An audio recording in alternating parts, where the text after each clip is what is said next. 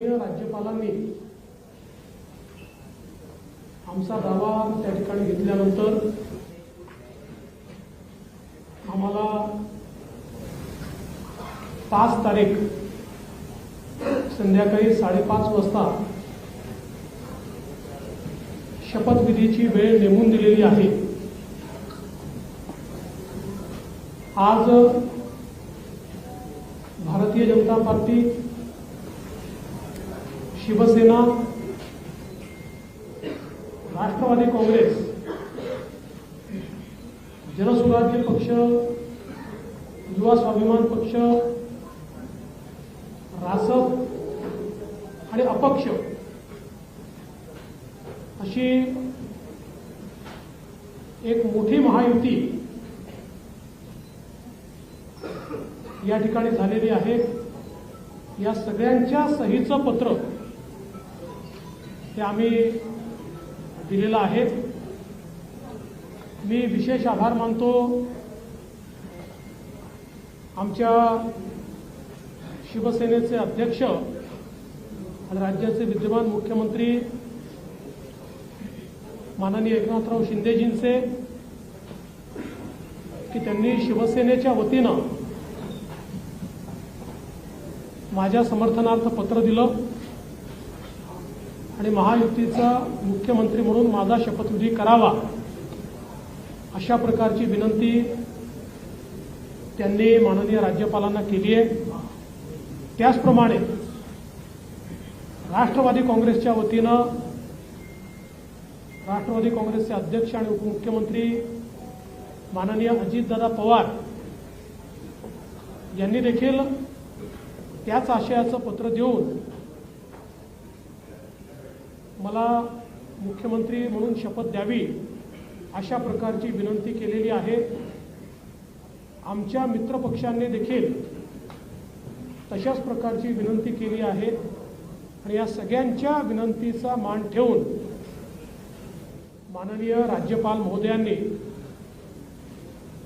आम्हाला निमंत्रित केलेलं आहे। देशाचे प्रधानमंत्री माननीय मोदीजींच्या उपस्थितीत उद्या 5:30 वाजता हा सोहळा आझाद मैदान या ठिकाणी पार पाडला जाणार आहे। तिन्ही पक्षांचे नेते आम्ही त्या ठिकाणी उपस्थित असू। साहजिक आपला प्रश्न असणार आहे की किती लोकांच्या शपथविधी होतील वगैरे, याची माहिती तुम्हाला संध्याकाळी दिली जाईल।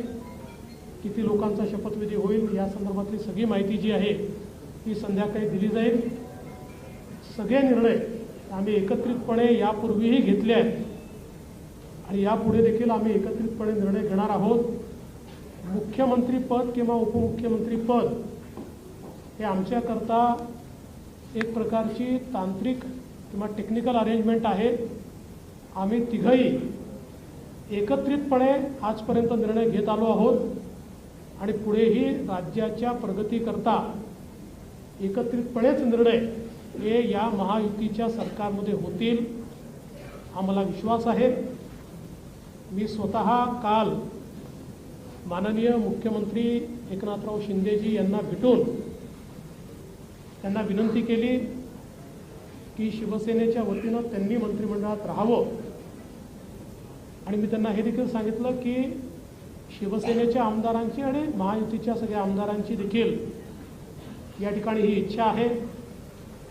त्यामुळे त्यांचाही आम्हाला सकारात्मक प्रतिसाद मिळेल हे मला या ठिकाणी पूर्ण मला खात्री आहे। त्यामुळे आम्ही तिघही, दादा असतील, शिंदेसाहेब असतील आणि मी असेल आणि अर्थातच आमचे पक्षाचे इतर जे नेते आहेत आणि मित्रपक्ष आहेत, एकत्रितपणे चांगलं सरकार हे महाराष्ट्राला देण्याचा प्रयत्न करू। विशेषतः आम्ही जी काही आश्वासनं दिलेली आहेत ती पूर्ण करण्याकरता सर्व प्रकारचे प्रयत्न करून ती आश्वासनं आम्ही पूर्ण करू हा विश्वास या निमित्ताने मी व्यक्त करतो। देशाचे आमचे प्रधानमंत्री माननीय नरेंद्र मोदीजी, आमचे राष्ट्रीय अध्यक्ष माननीय नड्डाजी, देशाचे गृहमंत्री आदरणीय अमित भाई शाह, त्याचप्रमाणे आमच्या मित्रपक्षांसमवेत आम्हाला सातत्याने पाठिंबा देणारे RPIचे माननीय रामदासजी आठवले यांचे देखील मी अतिशय मनापासून आभार मानतो। आणि यानंतर माननीय शिंदेसाहेब आणि दादा देखील बोलतील, पण आपल्या सर्वांना देखील उद्या आपण सर्वांनी 5:30 वाजता शपथविधी सोहळ्याला उपस्थित राहावं अशा प्रकारचं निमंत्रण मी देतो।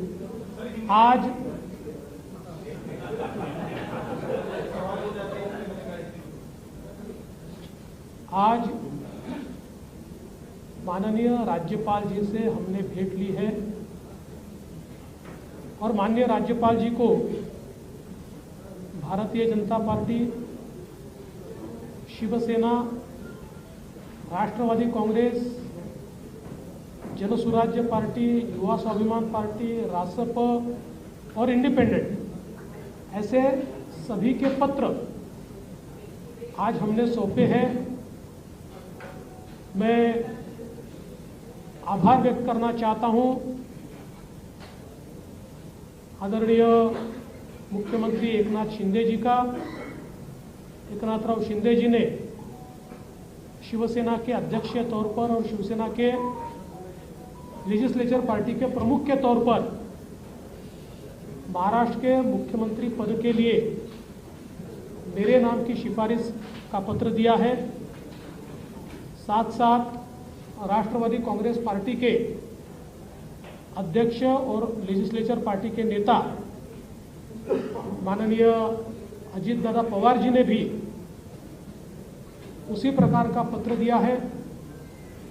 श्री विनय कोरे जी, रवि राणा जी, श्री गुट्टे जी और हमारे इंडिपेंडेंट्स जो हमारे साथ है, सभी ने इसी आशय का पत्र माननीय राज्यपाल जी को सौंपा है। और इन सभी पत्रों को देखते हुए माननीय राज्यपाल जी ने हमें आमंत्रित किया है सरकार बनाने के लिए। नई सरकार का शपथ विधि ये 5 तारीख को शाम को 5:30 बजे विश्व गौरव भारत के प्रधानमंत्री माननीय नरेंद्र मोदी जी की उपस्थिति में संपन्न होगा। मुंबई के आज़ाद मैदान पर ये संपन्न होगा और इस शपथ विधि में तीनों पार्टी के नेता वहां पर रहेंगे। उसके बाद और किसका शपथ विधि होगा इसका फैसला हम शाम तक करेंगे। हमारी बैठकें हैं, उसके बाद हम शाम तक करेंगे। जैसा ही फैसला होगा वैसे आपको इत्तला दी जाएगी। कल मैं स्वयं माननीय हमारे मुख्यमंत्री एकनाथ शिंदे जी के पास गया था और एकनाथ राव जी को मैंने ये निवेदन किया था कि हम सभी की इच्छा है कि इस सरकार में वे स्वयं हमारे साथ रहे। शिवसेना के भी विधायकों की इच्छा है और महायुति के भी विधायकों की इच्छा है और मुझे पूर्ण विश्वास है कि वो हमारे साथ रहेंगे। और पिछले 2.5 सालों में शिंदे जी के साथ माननीय अजीत दादा और मैं, हम तीनों ने मिलकर साथ में मिलकर सारे निर्णय किए हैं।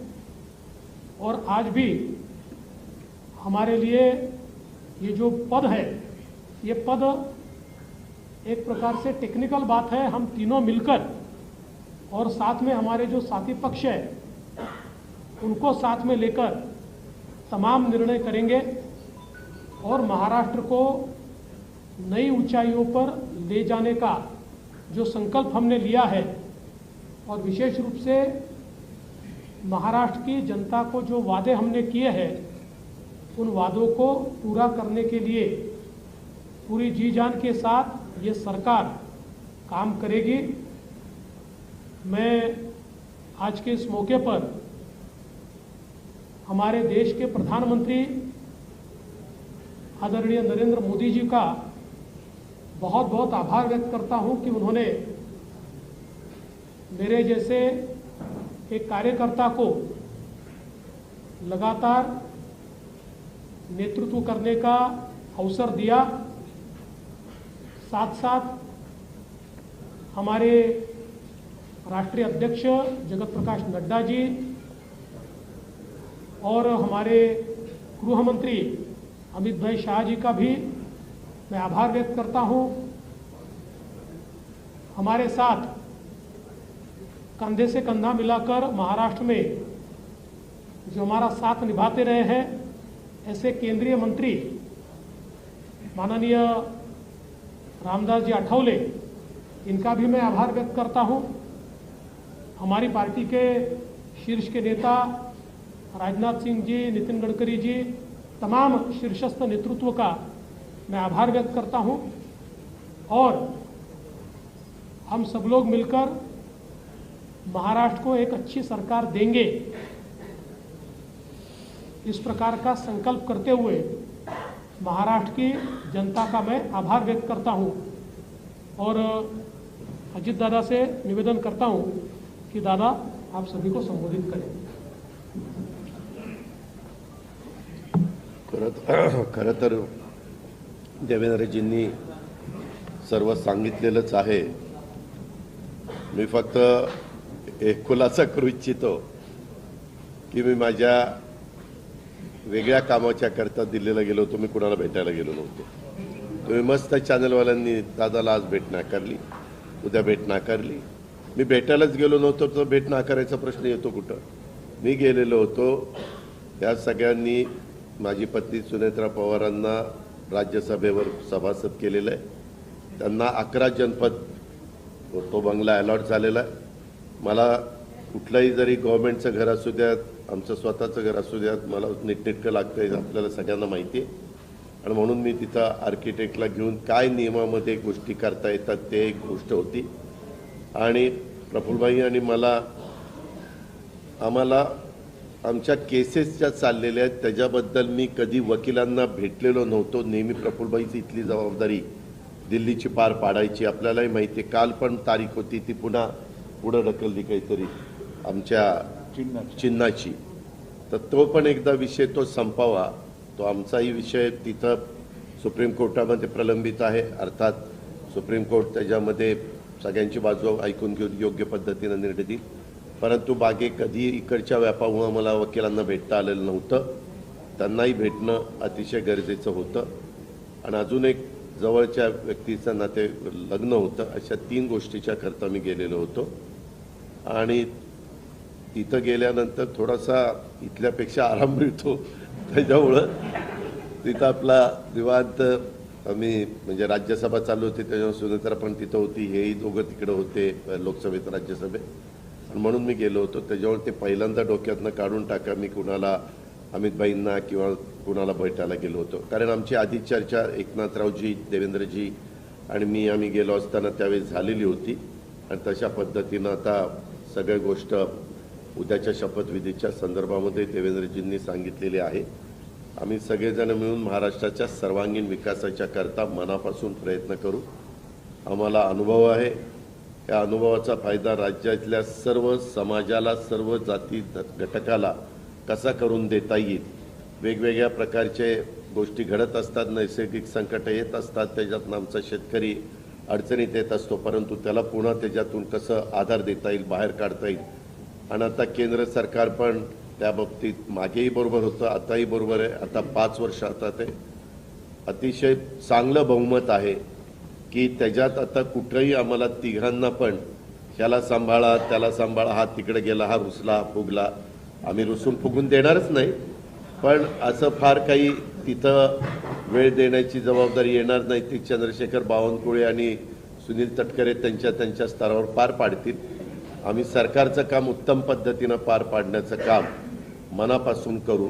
आणि जो आश्वासनं कालच्या आम्ही निवडणुकीच्या काळामध्ये दिली गेलेली आहेत, ती आश्वासनांची पूर्तता करण्याच्या करता आम्ही योग्य पद्धतीनं राज्याला पुढे नेण्याचं काम करू।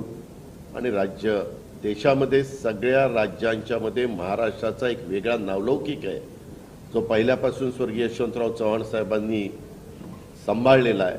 तोच नावलौकिक आपल्या देशात प्रगतीपथावरचं नंबर 1चं राज्य म्हणून आपल्या राज्याची जी ओळख आहे ती पुढेही कायम आणि त्याच्यात भरच घालण्याचं काम हे आम्हा तिघांच्याकडनं, आमच्या सरकारकडनं, महायुतीकडनं निश्चितपणे केलं जाईल याबद्दलची खात्री मी आजच्या आपल्याशी चर्चा करत असताना महाराष्ट्रातल्या जनतेलाही देतो आणि इथं थांबतो. धन्यवाद. चालू आहे म्हणजे हे चालू आहे चालू आहे.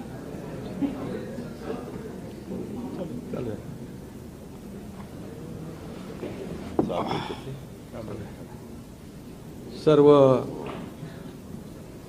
पत्रकार मित्रांचं स्वागत. आवाज येतोय का? हे घेऊ? नाही येतोय. हा घेऊ का? हाँ ठीक है, दूसरा पटोला.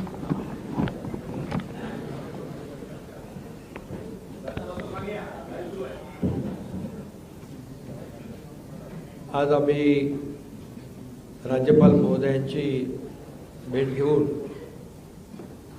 महायुतीचं सरकार स्थापन करण्याची परवानगी मागितली आणि राज्यपाल महोदयांनी परवानगी दिली. उद्या आझाद मैदानमध्ये संध्याकाळी 5:30 वाजता शपथविधी आहे. देवेंद्रजींनी देखील आपल्याला निमंत्रण दिलं आहे. आम्ही देखील आपल्या सगळ्यांना निमंत्रित करतोय आणि मला आनंद आहे की 2.5 वर्षापूर्वी इथंच वाटतं ना, तिथेच देवेंद्रजींनी मी मुख्यमंत्री व्हावं म्हणून माझ्या नावाची शिफारस केली होती आणि आज देवेंद्रजी मुख्यमंत्री व्हावेत अशी शिफारस आणि पाठिंब्याचं पत्र शिवसेनेच्या वतीने आज आम्ही दिलं आहे. आणि यापूर्वीच तुमच्या पत्रकार परिषदेमध्ये शिवसेनेचा पाठिंबा आणि पूर्ण समर्थन भारतीय जनता पक्षाच्या उमेदवारांना देवेंद्रजींना आम्ही देऊन टाकला होता. आदरणीय प्रधानमंत्री मोदीजी आणि गृहमंत्री अमित शाह साहेब असतील आणि भारतीय जनता पक्षाचे अध्यक्ष नड्डाजी जो काही निर्णय घेतील त्याला पूर्ण समर्थन पाठिंबा शिवसेनेचा असेल अशा प्रकारची भूमिका मी यापूर्वीच घेतली. आणि कारण मगाशी दादा म्हणाले तसं तुम्ही बातम्या कुठून कुठे चालवता, कुठे नेता, काय ते त्याला तुम्हाला चर्चा नको. गावी गेलो तरी तुम्ही काय काय चालवत असता. त्यामुळे मी अगदी मन मोकळेपणाने माझी भूमिका स्पष्ट केली. अतिशय खेळीमेळीच्या वातावरणामध्ये हे सरकार स्थापन होत आहे याचा आनंद आहे मला.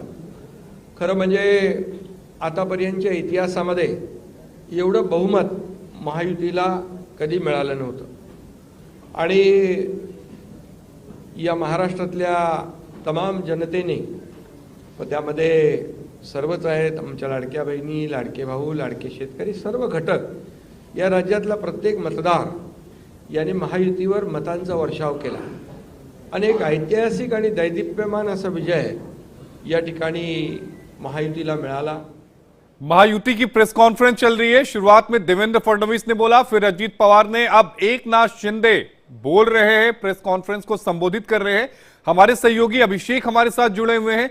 क्या कुछ नई बातें कही गई है प्रेस कॉन्फ्रेंस में? सीधे उनके पास चलते हैं. अभिषेक, कुछ नई चीजें इस प्रेस कॉन्फ्रेंस में जो की गई हो, क्योंकि अभी तक तो यही कहा जा रहा है कि महायुति ने सरकार बनाने का दावा पेश किया, हम सब एक साथ हैं, लेकिन अजीत पवार साहब ने क्या कुछ कहा और शिंदे साहब ने?